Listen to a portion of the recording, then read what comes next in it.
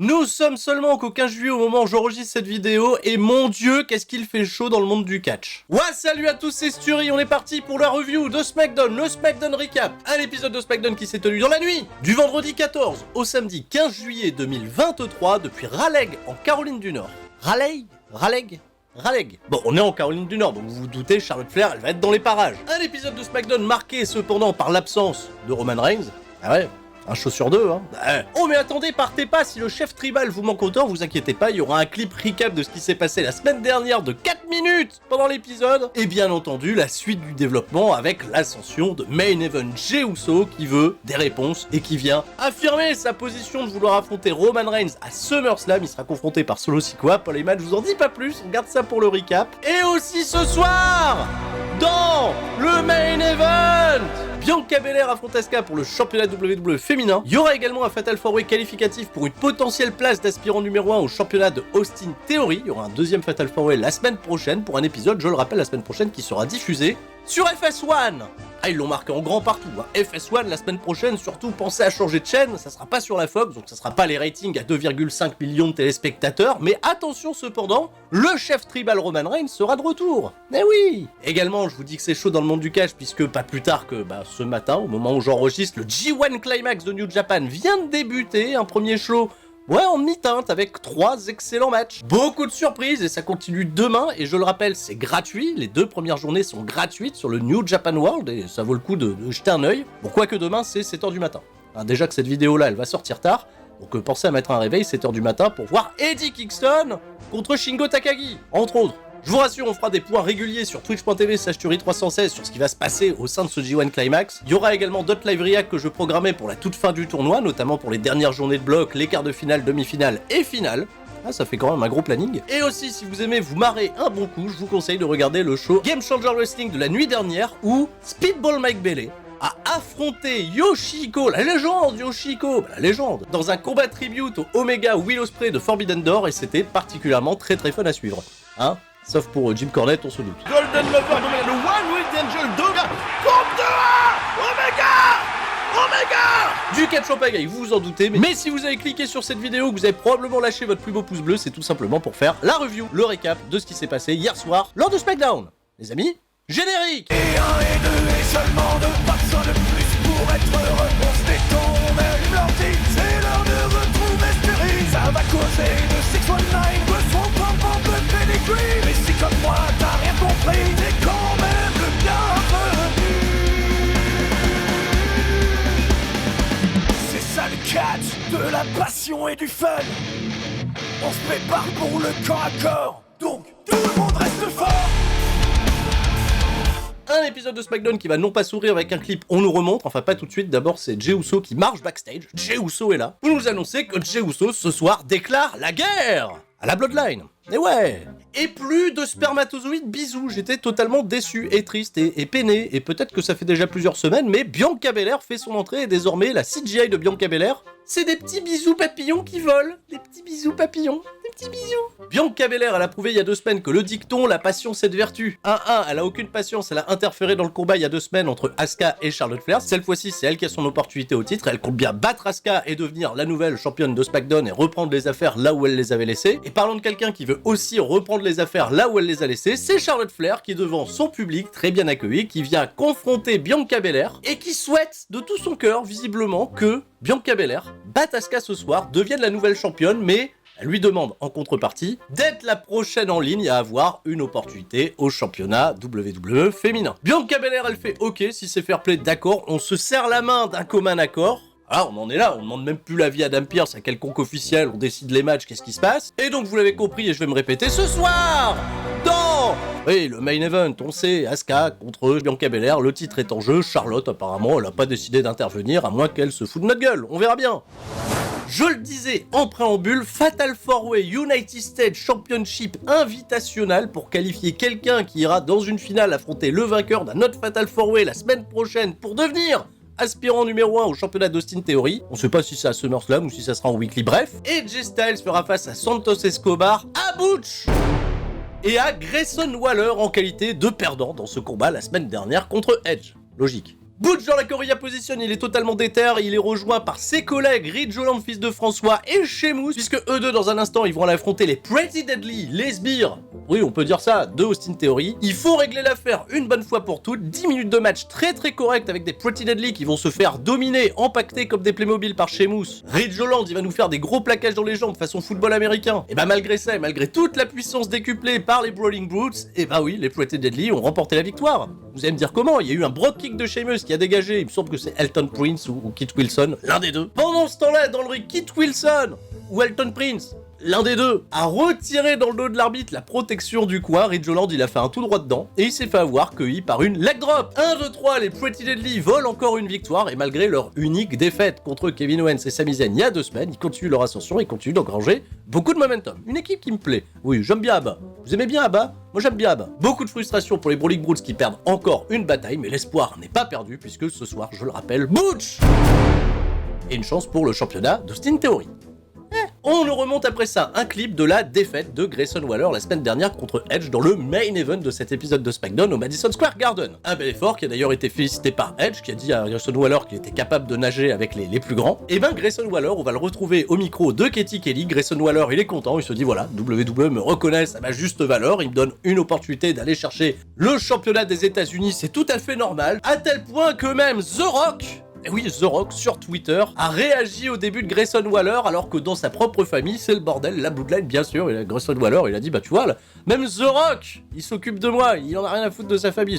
Pour te dire, le talent, voilà, c'est ça, c'est pas mal, c'est plutôt arrogant, il se casse, et Katie Kelly reste pantoise. Et après ça, on a eu un long clip de 4 minutes pour nous résumer tout ce qui s'est passé la semaine dernière dans le segment de la Bloodline qui a fait 3 millions de téléspectateurs avec le procès du chef tribal, Jimmy Uso qui se fait casser la gueule par Roman Reigns et Solo Sikoa. D'ailleurs, on apprendra que Jimmy Uso, il est out pour les semaines à venir. On nous a pas précisé combien de temps, peut-être qu'il reviendra, il va repopper à SummerSlam. Mais Jey Uso ce soir fait face à son destin, on le retrouvera un petit peu plus tard.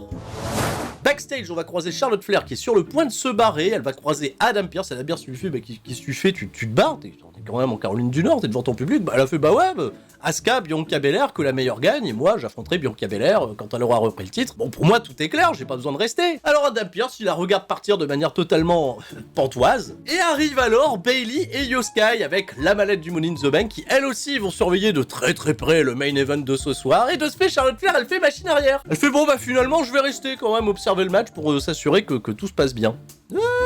Adam Pearce qui a finalement aucun contrôle sur cette division féminine, le mec laisse les gens booker leur match eux-mêmes, bref c'est n'importe quoi, c'est le bordel. Il reste là, les bras ballants, totalement, bah pantois lui aussi. Et bah combat féminin tout de suite puisque Bayley elle va être en action contre Zelina Vega, la reine Zézé et sa fameuse imitation des Hardy Boys. Ouais, la meuf elle a fait une entrée à la Jeff Hardy, dans le match elle nous a claqué un Twist of Fate. Bayley elle va subtiliser la chancla, la claquette, voilà, pour aller mettre des coups de claquette à Zelina Vega elle va se défendre, elle va récupérer sa claquette et elle va taper Bayley, l'arbitre va pas la disqualifier mais il va récupérer la claquette. Pendant ce temps la confusion avec Io Sky à l'extérieur du ring et bim, Bayley elle porte son finish, elle remporte la victoire, ça a duré 2 minutes, Zelina Vega elle est de retour au point de départ. Mais attention, sur le chemin du retour, Shotzi va apparaître dans le Titantron parce que depuis 2 semaines, et j'en avais pas encore parlé, Bayley, elle a coupé une mèche de cheveux à Shotzi, elle lui a piqué les cheveux et elle se vante, elle sort les cheveux de la mallette de Io Sky, elle fait voilà, j'ai les cheveux de Shotzi Blackheart, aïe aïe aïe.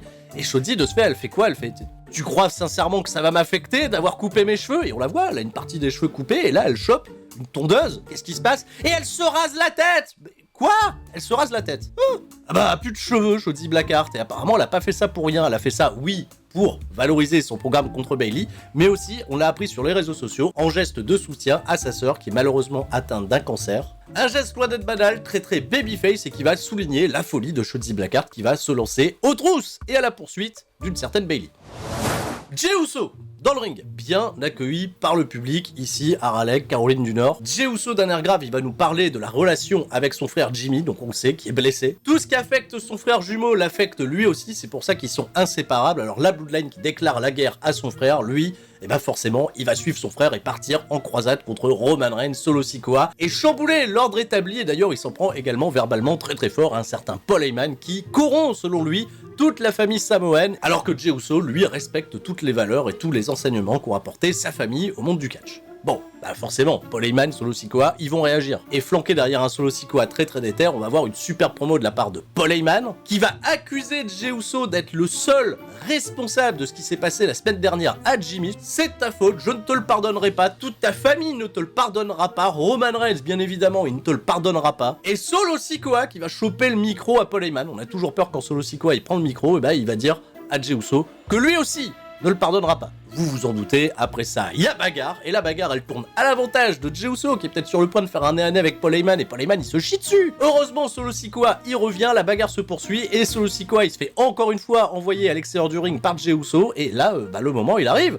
Hein, Paul Heyman, il aurait dû se barrer, bah non, lui il est remonté dans le ring, il s'est pris un super kick de Jey Uso, ah merde. Énorme moment de délivrance, de voir dans le ring Paul Heyman au sol, totalement KO après un super kick de Jey Uso. Ça va obliger Solo Sikoa et Paul Heyman à battre en retraite, et là, le message est très clair, la guerre est véritablement déclarée. Un bon segment plutôt logique qui va probablement nous conduire à un futur combat entre Jey Uso et Solo Sikoa, mais déjà la semaine prochaine, je le rappelle, sur FS1, Roman Reigns viendra confronter Jey Uso pour un rappel des ordres établis, comment ça fonctionne dans la Bloodline, etc. Grosse confrontation face à face, ça risque d'être un segment très suivi là aussi, même sur une chaîne plus petite, bien sûr.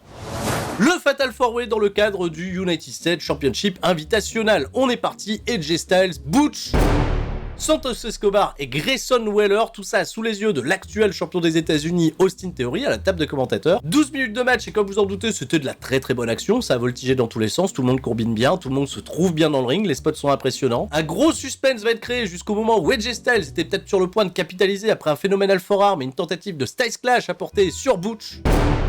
C'est finalement Karrion Kross backstage qui va détourner l'attention de AJ Styles puisqu'il était en train de semer la pagaille et de défoncer les membres du club, Karl Anderson et Luke Gallows, décidément les maillons faibles. AJ Styles y perd ses moyens, il décide donc de quitter le match et de partir à la poursuite de Karrion Kross. De ce fait, on se doute que le programme se poursuit. Et dans le ring, non, ce n'est pas Grayson Waller qui va en profiter, mais tout simplement Santos Escobar qui va porter un splash et devenir le premier finaliste à se qualifier pour espérer avoir une opportunité au titre de Austin Theory. Suite à ça, on a un tout petit segment qui s'est, on se doute, tenu à l'extérieur de l'arène, où les Street Profits Montersford et Angelo Dawkins, ils attendent quelqu'un sur le parking, et ils attendent apparemment une limousine. La limousine, elle est gigantesque, et qui sort de cette limousine? C'est Bobby Lashley.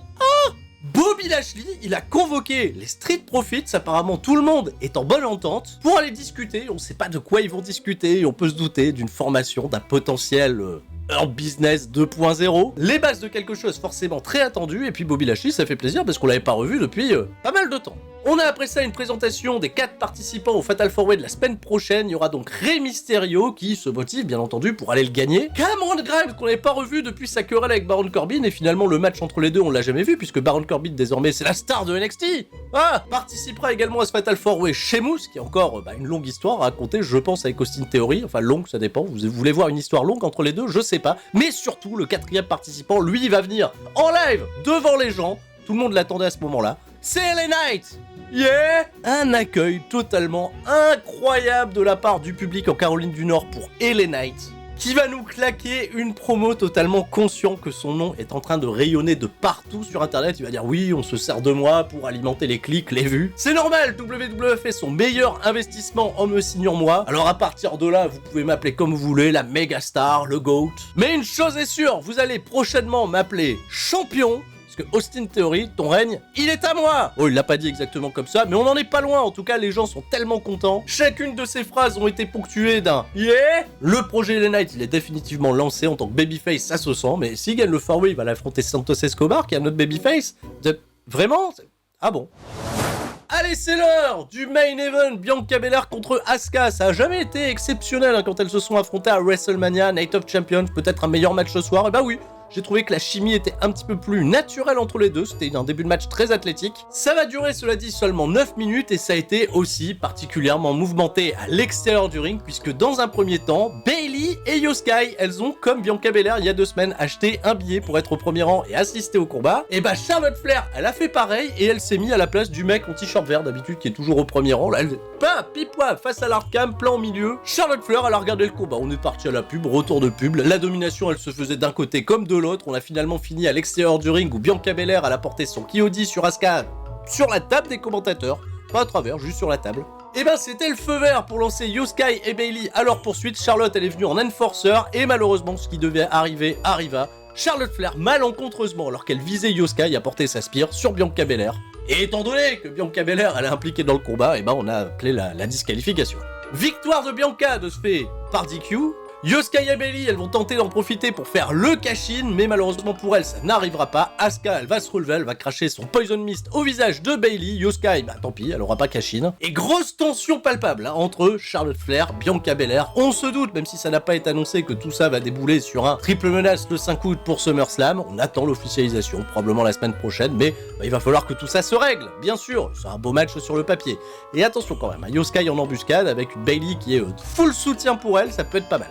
Et Shotzi qui s'est rasé la tête, la vache. Bah je meuble un petit peu parce que c'est la fin. Cet épisode de SmackDown. Ça s'est terminé comme ça. Assez appréciable de voir d'autres programmes se développer en dehors de ce qui se passe avec la Bloodline qui monopolise toute l'attention. LA Knight, il peut être un très très bon relais là-dessus. En espérant pour lui qu'il ait sa place dans le 4-way de la semaine prochaine, c'est tout pour moi. Je vous fais des gros bisous à tous et je vous dis à la prochaine. C'était Sturi. Ciao. Bye bye. Hein? Ah oui, et tout le monde reste fort. C'est vrai ça? Tout le monde y reste fort? Bah tout le monde reste fort. Sauf Austin Theory. Tu vas pas rester fort très très longtemps. Ciao, bye bye.